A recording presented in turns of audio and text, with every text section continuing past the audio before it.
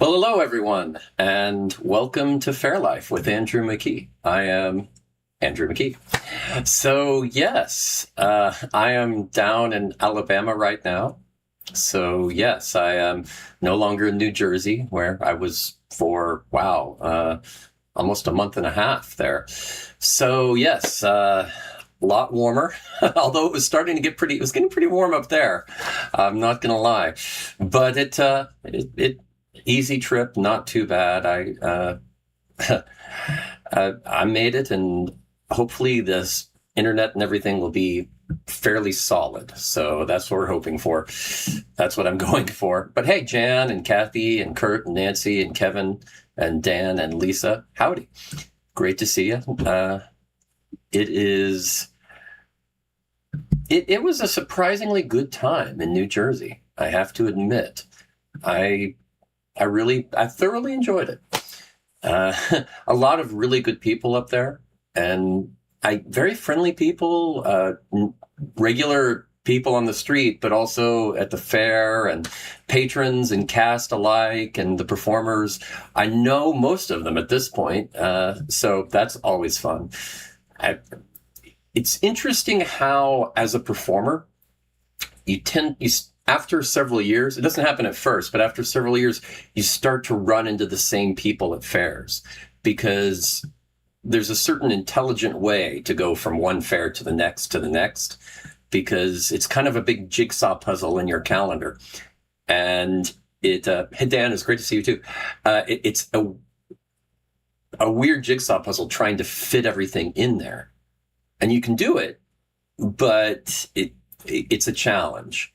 And, like you do one fair that you really like, and then you try to put another fair, but then there's this other fair you really like after that wouldn't quite fit if you did this fair. So you got to find another fair that fits in between.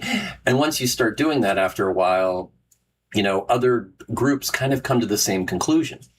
I know. I'm way overanalyzing, but that's kind of what happens.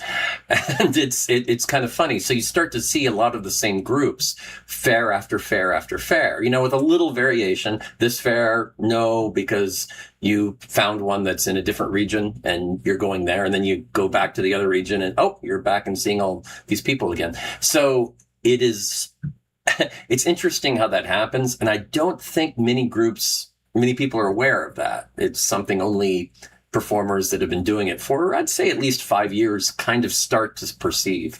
So it's an interesting dynamic. And hey, Andrea and Tanya, hey. Oh, from South Carolina. Yeah, and you are traveling a lot.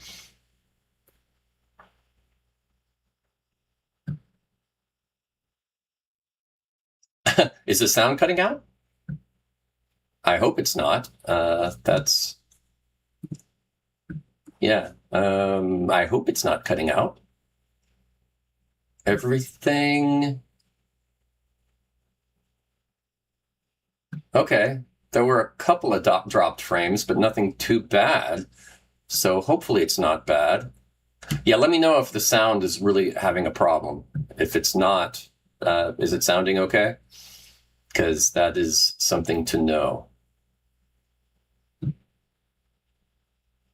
Okay, so the video cut out for a few seconds, but it's good. Yeah, that's jives. I see 81 frames dropped at some point after I started, and it was usually those are spread out, but if it happened all together, that would be about 2 seconds. So, okay, that sounds right. Hopefully that was a glitch and we're good. Okay, good now. Well, we'll give it a shot. Well, luckily for me, when I ramble on, I sometimes restate myself, so maybe you heard everything. That's always sometimes it's a good trait. Well, okay. Okay. Well, when in doubt, always refresh when you're not sure. If there's ever a problem, just refresh the browser window or the app or whatever you're using. And that usually fixes it. At the very least, it tries to reconnect, and yeah, if there is a problem, it won't reconnect. But if it's going okay, it'll usually fix it. That's, yeah, the weird world of internet video and audio, because sometimes what people don't realize is video and audio are not one thing. They're two separate things going at the same time, and it doesn't always line up. Sometimes there are glitches or problems. Yeah, that's what I was saying before all this started. New Jersey's great. I really enjoyed it. It is one of my favorite fairs. They've done a really good job there. I can't overstate it. They've really they've had a few hits over the last several years. Several years ago, the first year I was there, they had just moved from another site, and they were trying to move to a new site, and that site fell through. And then they were going to move to a third site, and that got axed by the state or something like that. It really got into politics. It was really nuts. So they ended up in desperation. With 2 or 3 minutes or 2 or 3 weeks before the fair started, they jumped into the county fairgrounds because they actually had a slot available, and they did it and made it work. And so far, that site has turned out to be a great blessing. It's a great. It's a lovely site for what it is. Good infrastructure, room to grow, wonderful parking, which, let's be honest, most fairs do not have. So it's worked out very well for the last several years for them. So yeah, I think, Dan, that's exactly how I'd phrase it. That's perfect. They do keep upping their game year by year. It's like the first year, considering they only had a few weeks, it was amazing. Was it perfect? No, but nobody would ever claim they could do better.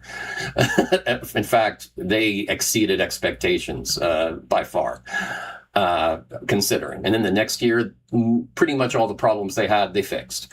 And they tried to expand and do stuff. And then this year, it was even better. I think they really upped their game. So I think that's really, that's definitely the way to look at it. But if you're if you're in that part of the world in May and June, and you're in the mood for a fair, I definitely recommend it. It is not a permanent site as of now because it is on the county fairgrounds, but it's about as close as you can get without being a permanent site. And of course, they do have flushy toilets and things like that. So it has some of the amenities that you don't normally get at the smaller fairs. So that is nice. If you're curious about numbers, they were getting between 6,000 and 8,000 people on good Saturdays there. So they've done pretty well. I think that's I know, right? I know. If you haven't, when you do a lot of fairs, you get used to the fact, they're going to have porta potties and porta johns. But when they have them, it's a treat. You appreciate it. So yes, but no, they've really. It has gotten to a pretty good spot. A little trivia that I don't know if many people know yet. There was 4 weekends this year. Next year, it is confirmed they are increasing it to 5 weekends. So that is going to happen. It's going to be an extra weekend at the end. So it's not going to be earlier in May. It's going to be like the last 2 weekends of May and the first 3 weekends in June, I believe, is what they're going to be going for. So there you go. So 5 weekends, 5. And we'll see. I mean, they might be looking in the next few years of buying some land and moving the site again. Grain of salt. We'll see. It's on their agenda to look into. We'll see if it happens. But yeah, right. That is, I got it straight from the owners. So this is real. And they voted on it, and it is happening. I don't know if they released it on their website yet, but it is. So, yes, it is pretty cool, I think. It's always nice to see that with fairs because usually fairs start out with 1 or 2 weekends. And when they jump to 3, it's usually a big deal. And 4 is a nice, comfortable medium for when small fair starts to get a little larger. But when you hit 5 or 6 weekends, you're no longer a small fair. And that's pretty cool. It is a nice milestone. So always a good thing. Now, one interesting thing I saw was, I was looking through Facebook earlier. and going through, different posts and everything. And I saw something that kind of interested me a little bit. Somebody posted a question: has playing a Ren Faire character ever taught you anything about yourself? And I thought it was a really interesting question. One that I'm sure a lot of performers and patrons alike would give them something to think about. So, I mean, I guess I'm asking y'all if it's ever been an influence or a big thing for you, if it's ever taught you anything about yourself. Kind of a interesting thing. But the responses for the post were kind of varied. They went from it gave me more confidence to it taught me, it expanded my level of creativity. Makes sense. Improved my improv skills, sure. To things like I'm an introvert, and it taught me how to at least fake being an extrovert for an extended period of time and not totally stress out over it, and how to recover afterwards from that. And I thought that was really interesting and cool to hear. And it's always surprising to me, even though I know it at this point, how many performers are serious introverts. I'm not. I mean, I'm kind of a balance, honestly. But it's, at the very least, I don't get anxiety from being around people or anything like that. Not at all. But I can be around people for weeks and weeks as long as I know there's a light at the end of the tunnel, and I can be alone for a while. So I kind of do need some recovery, some alone time, and I don't mind being alone either. I can be on my own for weeks and weeks, and I don't get too antsy about it. It's not a problem. So I guess I'm kind of in between, and that's helped me a lot, but I don't really know if, I don't think that's not true for everybody. It's surprising how many performers, musicians especially, are introverts. Very strange. And this being having a character kind of gives them a mask so that they can be something other than themselves. It kind of gives them license to do it, and a comfort zone, kind of a separation from the audience, a shield, if you will, that makes it okay. So I found that really interesting. I don't know, any of you ever experience anything like that? See, for me, I don't. I really don't. I've never played a character, not at Faire anyway. Sure, I did drama in high school and that kind of thing, but yeah, I never played a character at Faire. I've always been me. Sometimes a slightly exaggerated version of me. Believe it or not, I did try out an Irish accent for the first 2 weeks of performing at Faire. I tried it, and it was working great. Everybody liked it. I think I have a decent Irish accent. But yeah, I ran into an immediate problem I didn't foresee, because in my old band with Mark Gunn, the Brobdingnagian Bards, we immediately started playing other gigs outside of Faire because we wanted to practice and get better. So we were like pushing ourselves. Well, thank you. Yes, I do model my whole personality after Muppets, several actually. But yeah, I don't know. The problem I ran into on stage with the Irish accent was at other venues that were not Ren Faire. You know, people from the Faire would come out and see me, and it's like, well, do I do the Irish accent out here because that's how they know me? It just seemed, I felt more comfortable being myself, which I guess is counterintuitive for some people, but for me, it seemed wrong and disingenuous to pretend to have one at one point and not another. So I elected to stop it immediately, and it worked out. So no problem. But right. I've always found the same thing. Generally, if I have friends that are performing out at Faire, I leave them alone because they're working. I mean, it's like, do you go to somebody's workplace and hang out and try to talk to them? That's not really polite, because they're trying to get things done and you're distracting them. You're making it harder. And even if they wanted to hang out, I mean, so yeah, sometimes at some jobs, Your friends they're just twiddling their thumbs anyway. It happens. And they like the company because it helps pass the time. And if that's the case, okay. But at Faire, generally that's not how it works. At least I can't think of any that happening that way very often. I mean, maybe on a rain day when there's nobody around kind of thing. But other than that, I don't really see it. It's kind of awkward. So I tend to leave them alone. Yeah. Wow. Yeah.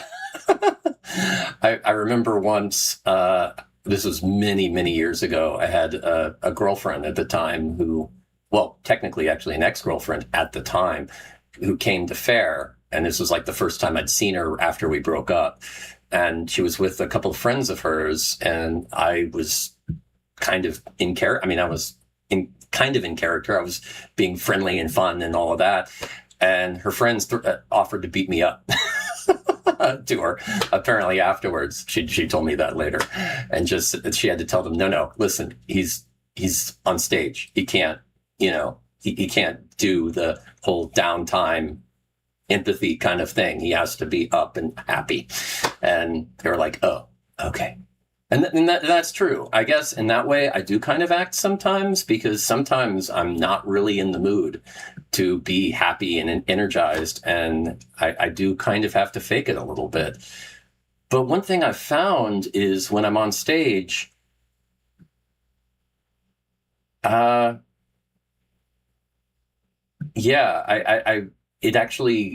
so used to being happy on stage because I love it so much. I fake it for like 2 minutes and then I'm actually happy, even if I wasn't before, because I'm enjoying playing music. I always do. And it makes me so happy. It's easy to get past whatever I'm feeling negative. So yeah, it generally works out well. It's been a long time. I'm trying to think, gosh, the last time I actually had to really fake it on stage for a while. Yeah, maybe many, many years ago. Yeah, there was one point where I had an ex-girlfriend break up with me right before a show on the phone. I know. It was a 4-hour show. This was back in, oh God, I was playing at a pub in College Station. And yeah, it was literally on the phone outside of the pub. And she breaks up with me. And then I'm like, okay. And then had to do a 4-hour show. That was not fun. I'm going to say that. But that was a long time ago. And yeah, since then, I don't know if it's really happened. Really. Right? Yeah.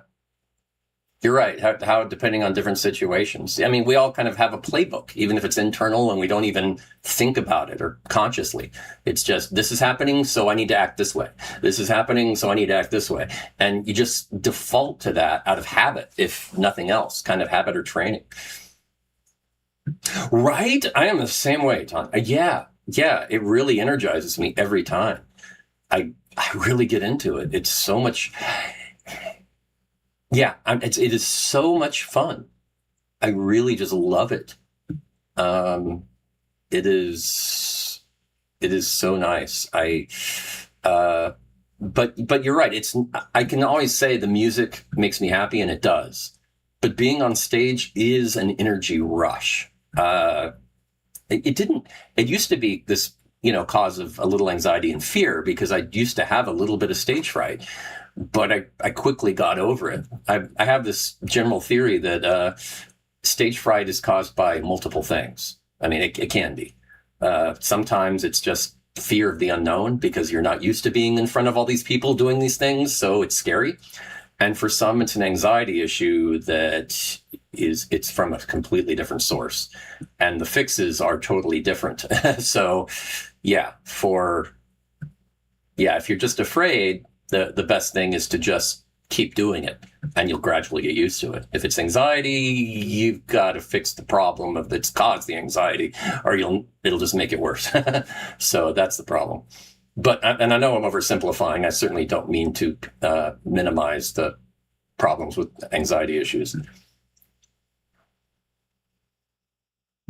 Wow, a tape running in your mind guiding actions.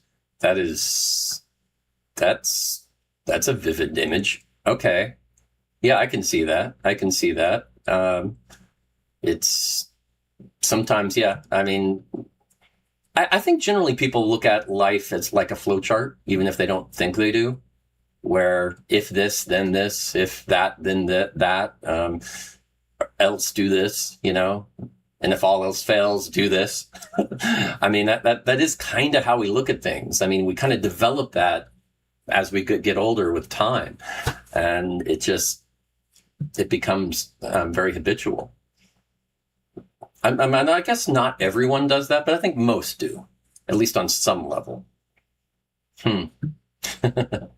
Wow. Yeah, that's so okay. So yeah, that's my take. I don't really feel like I've ever been a character. I guess I try to be me, or an exaggerated version of myself is the closest I get. And I have so much respect for people that can do that totally different persona. And there's a lot of performers I've seen on stage and off, and some of them are so different than their characters. I mean, ridiculously different.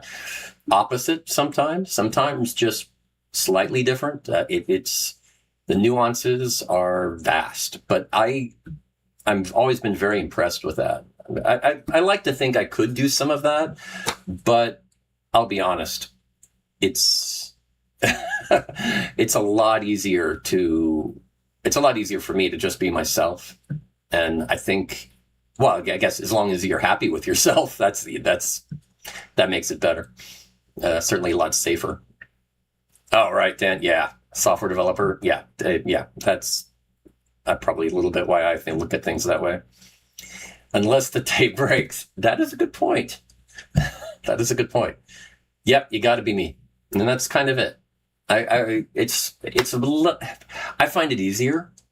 I don't really have to think about what would my character say. I just say what I want to say, and I generally think off the top of my head, and that is, to me, I think it's a lot easier personally. Although for some people, being themselves on stage is intimidating and hard, so I shouldn't really judge.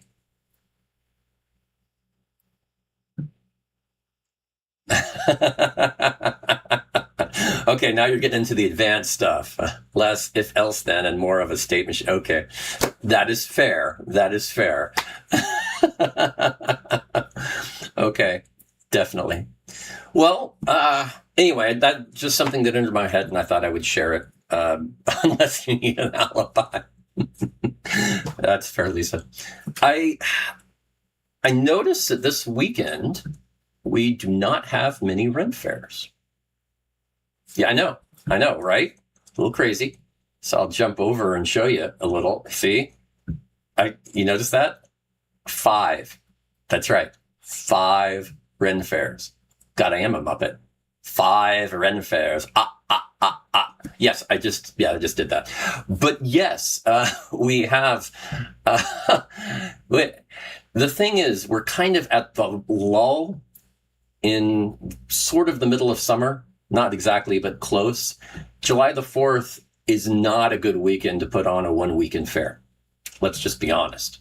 It's a tough weekend to go up against because there are a lot of events, local, county, state, sometimes national, that are going on around the 4th of July. And it's tough if you want to schedule an event and try to draw a lot of people. So I get it. And you'll notice that a lot of the fairs that are starting or have a weekend this weekend, most of them are in the middle. Like they're not really just doing this weekend or one and another. This is in the middle of a run and it's just another weekend. And yeah, it's not the best weekend because they are up against other stuff, so they're going to suck it up. So for them, it's probably a fairly light weekend with attendance, but they do it. I channel a lot of them, honestly. But yes, so yeah, only 5 fairs.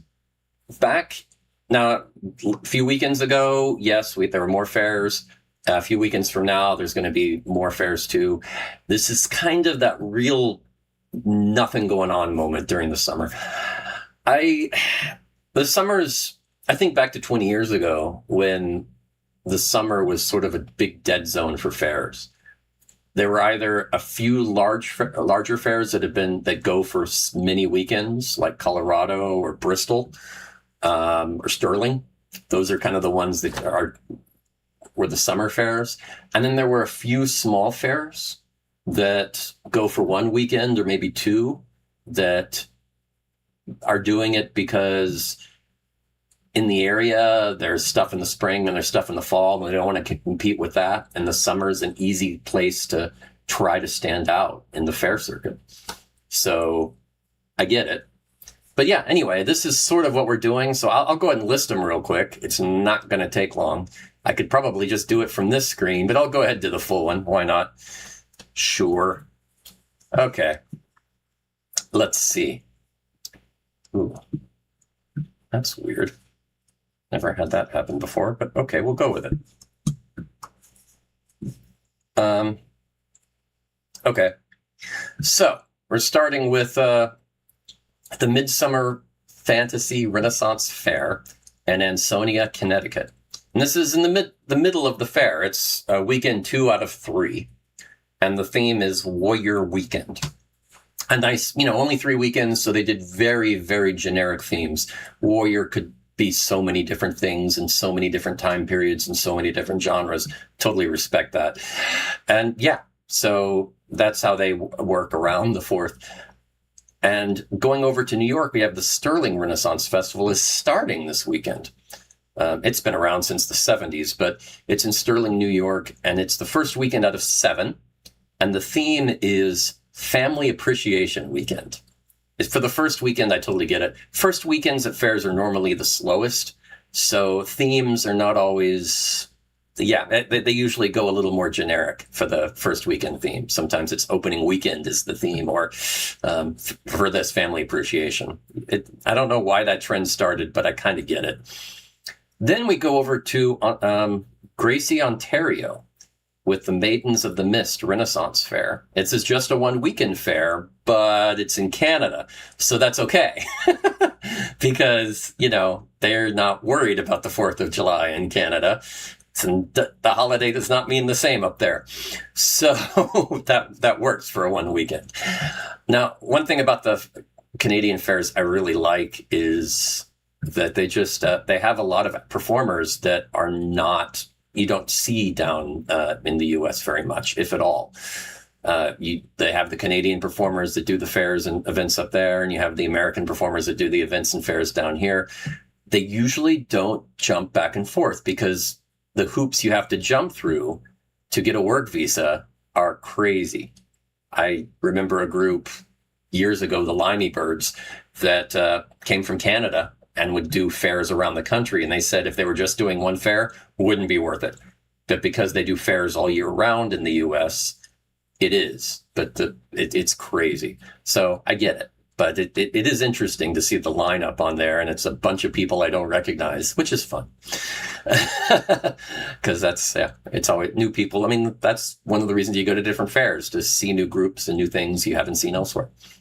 Okay, jumping down to Kentucky, we have a fair that 20 years ago was a fair just starting out, but it's kind of turned into this full-size 8-weekend fair. This is the Kentucky Highland Renaissance Festival in Eminence, Kentucky, and it is weekend 3 out of 8. So it's been going on, and it's almost at the halfway point. Then finally, we have the Colorado Renaissance Festival in Larkspur, Colorado. Now, this is also going on, and it is, let me see if I can get this right. Oh, wow. Okay. It's about halfway through too. So yeah, it's what, the 4th weekend, 4 out of 8. Yeah. So that is, that's always usually when you think of big fairs in the summer, Colorado's one of the main ones you think of. So there you go. That is our That is our list. I know, right? Crazy. Ah. So yeah. Well, yeah. Well, if you've actually read the play, you know that yeah. That would be a tough rating. Definitely not kid friendly when you think about it. It really isn't.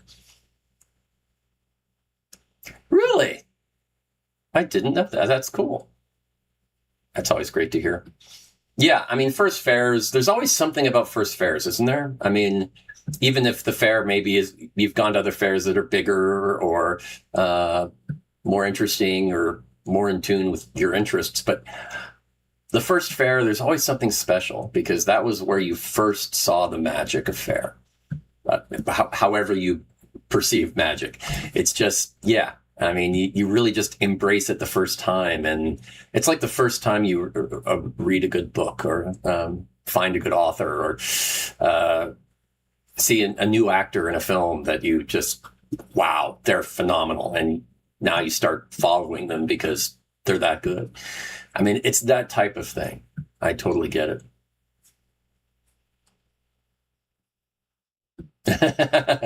Well, that's true for all of us. There's a lot of those long time ago at fair stories. Yeah, I'm getting to that point where it's like, well, when I went started going to fair last century, yeah, that's kind of where we are now.